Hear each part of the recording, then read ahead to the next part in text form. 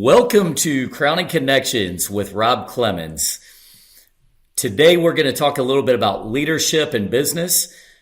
We're very blessed to have Captain Michael Abrashoff. Did I pronounce your name right, sir? You did. Perfect. All right. Terrific. So I had a chance to hear you at a GAF Wealth Builder event a few years ago.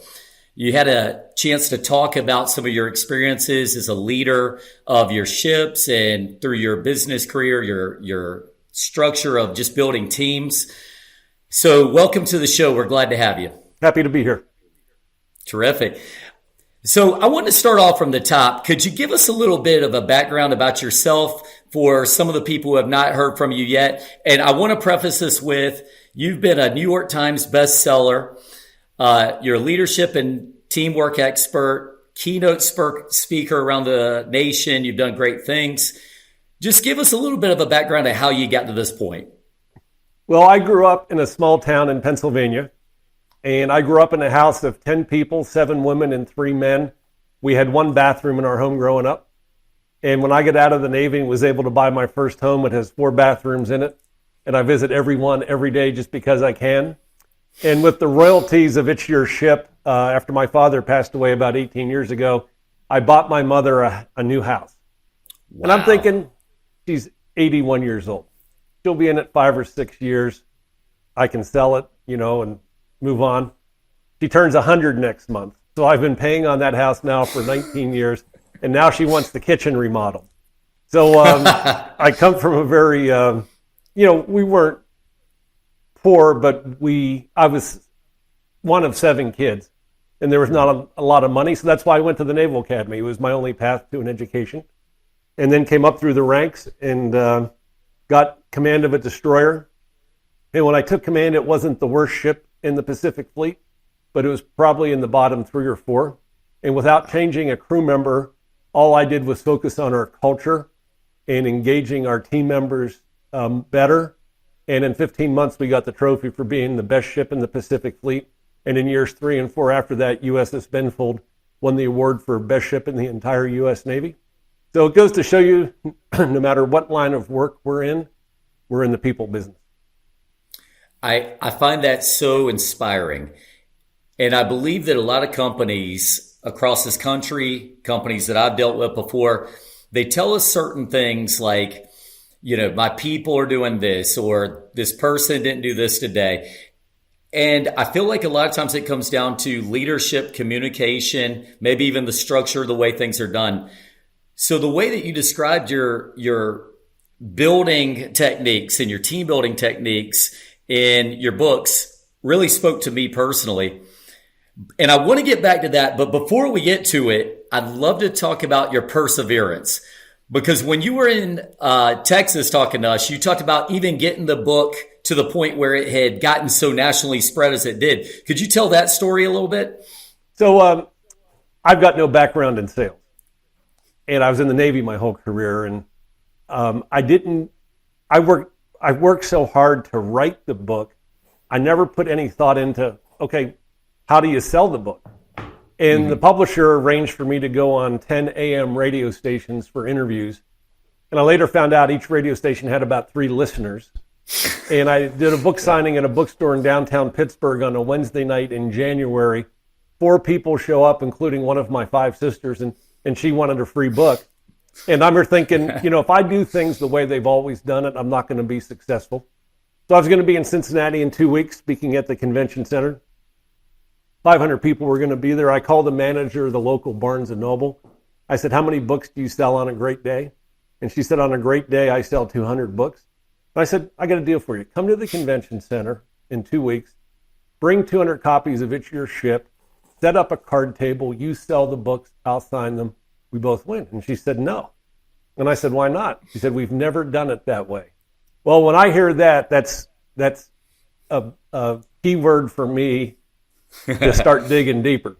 I went back and forth with her for 20 minutes. Finally, she relented, showed up, sold all 200 copies, took orders for an additional 100. That's how I made the New York Times bestseller list, was that week. And the next day, CEO of Barnes & Noble was looking at his daily sales report, noticed Cincinnati more than doubled their daily output.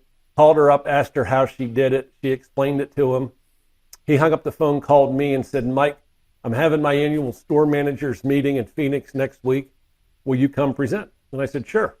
At my own expense, I flew to Phoenix. I bought every Barnes & Noble store manager a copy of It's Your Ship, and they liked it so much, they went back to their stores and told their sales associates, if somebody buys a business book, recommend It's Your Ship to them. And in 19 years, It's Your Ship has now sold over 1.3 million copies. And, Wow. Continued to sell. And I need it because those royalties, support my mother now. Yeah, no, that's amazing. And I got to tell you, we bought your books. We also bought one of your follow-ups, which just more terrific information. Did you have a favorite book that you wrote? I mean, was there one that just stood out to you? Well, It's Your Ship, my first one, is my favorite. And it's kind of like the original Law and Order. That's the best. That's the flagship. And then the other ones are good, and I recommend them, but you read It's Your Ship first. Well, perfect. Well, everybody who's listening to the show, we got to support his mom. So buy a copy. But more importantly, seriously, I believe there's a lot of tips that you can apply to a business. Tell me what you think is the biggest failure that you've heard from businesses that you've dealt with over the years in your speaking. So in the Navy, whenever you hear an admiral say, people are our number one asset, that admiral probably treats his people the worst of anybody. And I've never said to my crew, you're my number one asset. You show them that they're your number one asset. And companies around the country today are just now realizing that it's a struggle for workers. There are 11 million open jobs in this country and only 4.5 million people on unemployment. So even if we put everybody in unemployment to work, we'd still be short 7 million workers. And now those workers have the power. 10 years ago, after the great financial crisis, I spoke to a company that used not low-end labor, but it was a labor-intensive work, paid minimum wage, and they treated their people poorly. And they had like 200% annual turnover, and they could do that because they had 10 people standing in line waiting to get that job. It's not that way anymore. And so now companies are waking up to the fact that if they don't engage their people and treat them with respect and make them feel like they're part of the team, they're going to leave them. And, I laugh at all these companies. Oh, we bought a foosball table for the lunchroom. That to me doesn't cut it. It's how well you engage them. And I interviewed every sailor on the ship, and I said to them, I don't care what your age is, I don't care what your rank is, I don't care how long you've been here. You can come to work every day and challenge every aspect of our operation. And if you have an idea how to improve something 1%, I want to hear from you. And I can't change the rest of the Navy, but if we're 1% better today than we were yesterday, and 1% better tomorrow than we are today, I'm going to the World Series. And who better than the people on the front line actually doing the work know how it could be done better and cheaper or faster, safer, smarter. And so it was just about engaging them, and they took greater pride in themselves, and they started working together better as a team. And that's how we became the leader in our industry. One thing that I took away from your speech, and I believe it so much, and your book said this, that even when you're at the top of an organization, you should still be able to talk to the people throughout and understand what the real day-to-day challenges are, and also give them a voice so that they can help you understand those so you can make the improvements, correct? Correct. And since I left the Navy dealing with businesses, I see senior leadership that never gets out and about. And every Wednesday noon, I would have lunch on the mess decks with my crew. I would pick a table, sit down, and talk to the 5 or 6 sailors sitting there. And it doesn't take much. And everybody has to eat. Instead of eating in the executive dining room, go down and eat with your people, and you'll be amazed at what they tell you. And with that, what they tell you, I can gain intelligence on how to message better, communicate better, and come up with a better game plan as to how we can improve. Absolutely. Now, my father was Air Force. He also spent some time in the Army back in Vietnam. Now, when he was in, one of the things that they were doing was Myers-Briggs test to get to understand the people. Is that something that you utilize? Do you use any kind of personality profiles? In the Navy, we did not use that. But I left 20 years ago, and I started a consulting group, and my partner, Stacy Cunningham, it's like Myers-Briggs on steroids, what we're able to determine with people. So everybody has a different thinking style. And some mad scientist has come up with a way to determine what your thinking style is. And so Myers-Briggs, picture who you are as an iceberg. And how you show up at work is typically what's above the waterline. Mm-hmm. But most of the iceberg is beneath the waterline. So what we use is a battery of 3 assessments.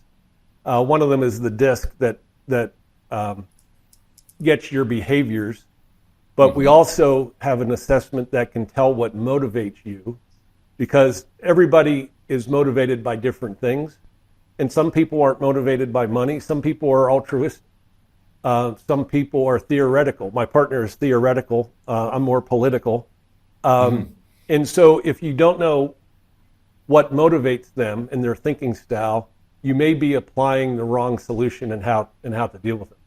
So that's what my consulting group does with businesses, is help them map all the different players, and we profile who's successful in a particular role. And then when you're looking to replace that person or bring more people on like that person, it reduces your risk when hiring people. So that's one of the things we do on the side. I love that. We've been doing DISC assessments at my company for years.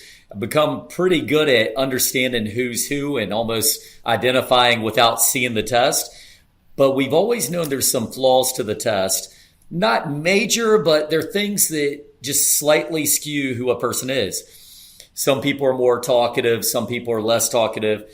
A lot of misunderstandings of who person is based on just because they said, well, they're a driver or they're an influencer. So you found a way to connect the dots. The DISC is just the stuff above the waterline. Yeah. What we've connected is what's below the waterline. Wow, that's amazing. And I'd love to hear more about that in a little bit.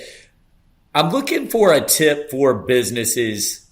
Let's say that they've gotten out there and they've got the right mentality, but then you have one of those days where it just feels like everything is not going right. What do you recommend for a leader that's trying to keep people positive when it feels like everything has not gone right for some reason?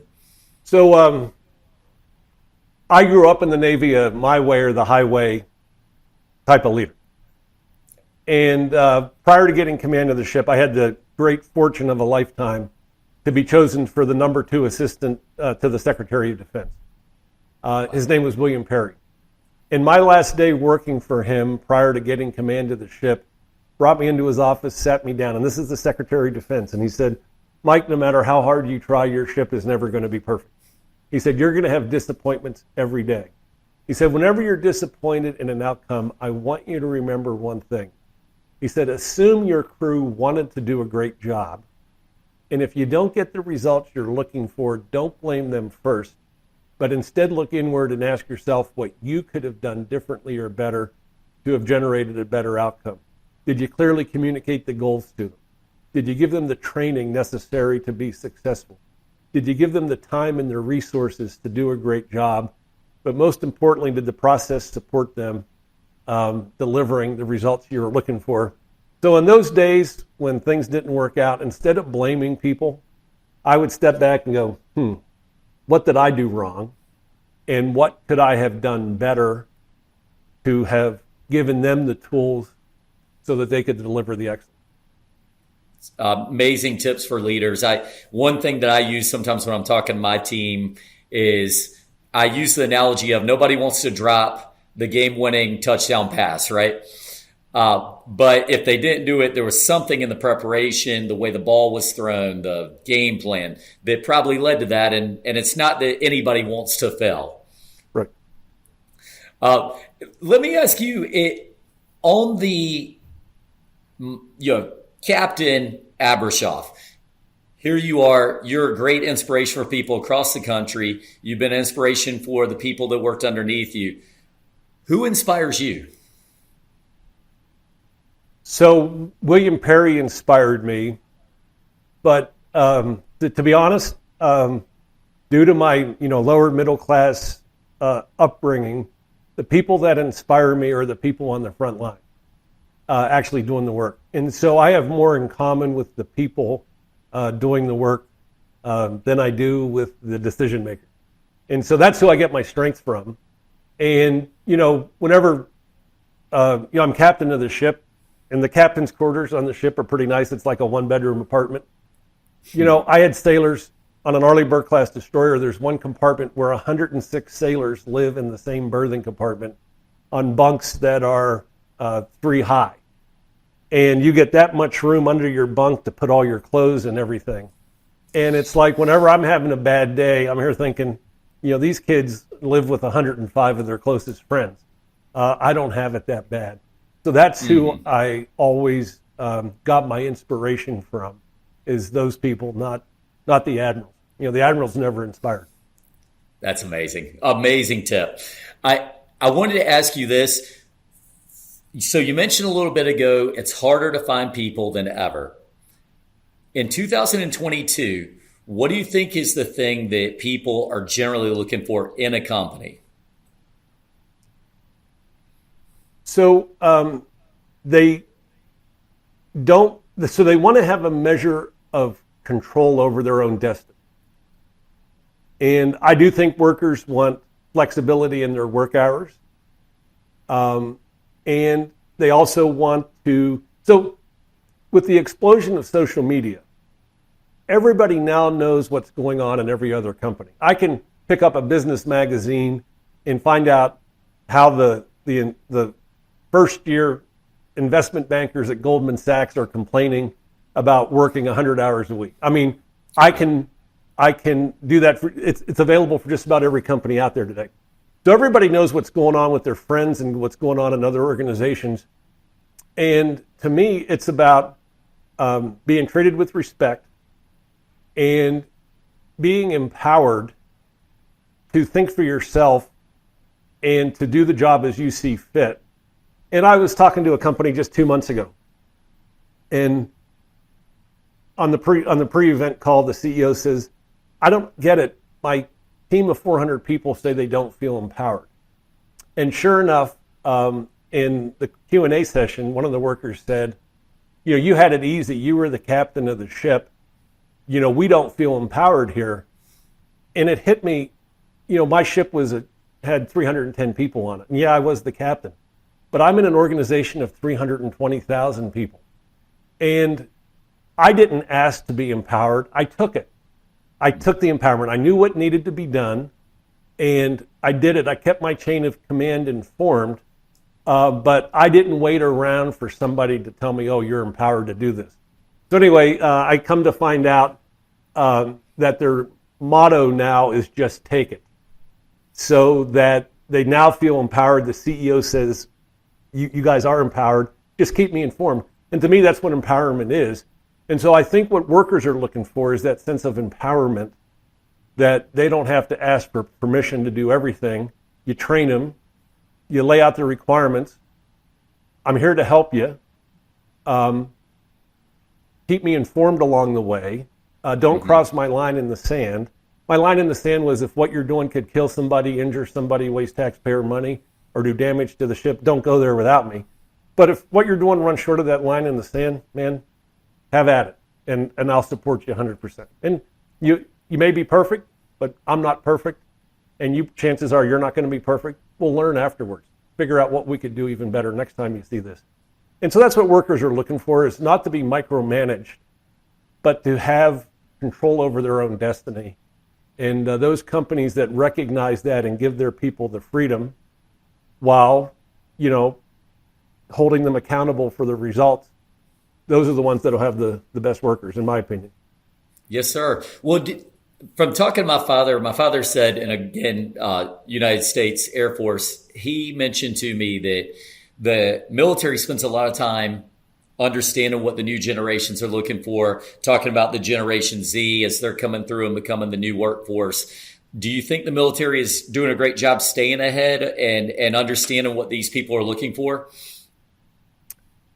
I'm not qualified to answer that because I don't keep in that close in contact anymore.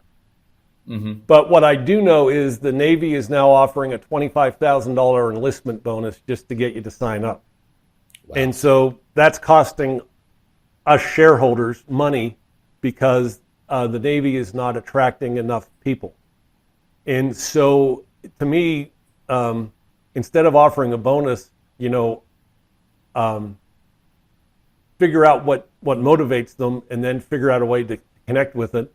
And everybody in a leadership position, this is what I say today to the companies I speak to, guess what? You're on the recruiting and retention committee. If you're a frontline manager, you're on the recruiting committee, and that's now part of your job. And everybody in the Navy, in the military, the Air Force, in business needs to realize how critical retention and recruiting is. And I was speaking to the Sand and Gravel Association. There are 81,000 associations in this country. They all have annual meetings. I'm speaking to the Sand and Gravel Association, and they're having trouble finding truck drivers to drive the trucks out of the gravel pits. And I said, well, how do you advertise it? They said, to be honest, word of mouth. Because if one guy enjoys his job and if we treat him right, he's going to bring his cousin, he's going to bring his brother-in-law. And that's how we are finding our employees. And so your professional reputation, your business reputation will go a long way, not only bringing you customers, but also bringing you word-of-mouth employees that say, that's the company I want to work for. Great tips. And what I'm hearing here is treat your employees right and understand what they need. And that is something that all businesses can use. Well, at the end, and I'm not doing this to be nice. It's not altruistic. We're playing to win. And I was playing to be the leader in our industry because what drove me wasn't my next promotion. I never wanted to have to write the parents of any of my sailors telling them that their sons or daughters weren't coming home because we didn't give it our best. And so for me, that's what motivated me to realize I can't order excellence sitting in the captain's chair. I've got to create a culture by which they realize it's in their own best interest to be the best. And so what I talk about, this is all about driving business performance and controlling your own destiny. It's not about being liked. It's about being respected and delivering performance. Love that. You could tell us 100 stories because I've read your book and there's a million great things. We don't have enough time for that today. But could you quickly explain your Washington Post thing that you talk about where, when you're making a decision, could you kind of talk about that a little? So I used to tell my sailors, if what you were doing appeared on the front page of the Washington Post tomorrow, would you be proud or embarrassed? And if you're proud, I'm going to support you 100% of the time. Don't ask for permission. But if you're going to be embarrassed, include me in the decision so that I can help give you the guidance so that we make the right decision and not do something that's wrong that's going to embarrass us. That's what I call the Washington Post test. Would you be proud if your actions got publicized? And if you're not, don't do it. That's one that every single business leader can know. And if you don't mind, we definitely want to use that one at my company here. It's a powerful way to think. Well, thank you. Absolutely. So as we get to the back end of the show here, I'd like to ask you, with your travels and the things that you do around the country, you mentioned your consulting group. Can you tell us a little bit about how someone could take advantage of your services? And if they wanted to have you come talk to the group, what's the best way to reach you? So what's interesting is this traditional way of leadership development was, to sit in a classroom for 5 days a week. Well, we had a customer that says, I can't take my people off the front line for 5 days. we love every one of your lessons, but you need to figure out how to break it up and where people can learn it on the go. And so my partner, she calls them micro lessons. So instead of having somebody spend 3 or 4 hours on a lesson, it's 15 to 20 minutes. It's a quick hit, and it's virtual. And so so companies are now using this for spread it out over 26 or 50 weeks or whatever, but just do 15 to 20 minutes a week, because you can't learn leadership in an hour session. You can't learn it in a day-long class. It's got to be ingrained in how you do business. And so Stacy developed this virtual program, and our website is apgleadership.com, and you can, it's pretty inexpensive, order it online and take it online, and or your company can buy it for you.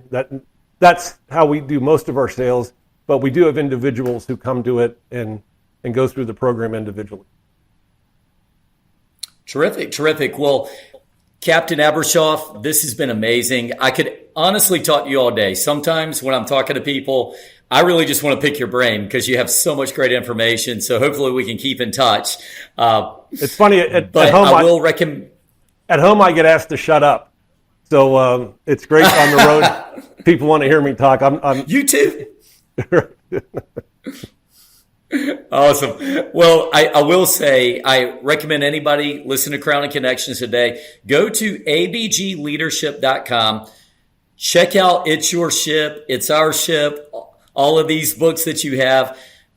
And Captain, thank you for being on the show. It means a lot to me. You got it, Rob. Have a great day. Yes, sir. This has been Rob Clemons of Crowning Connections. We'll see you all next time.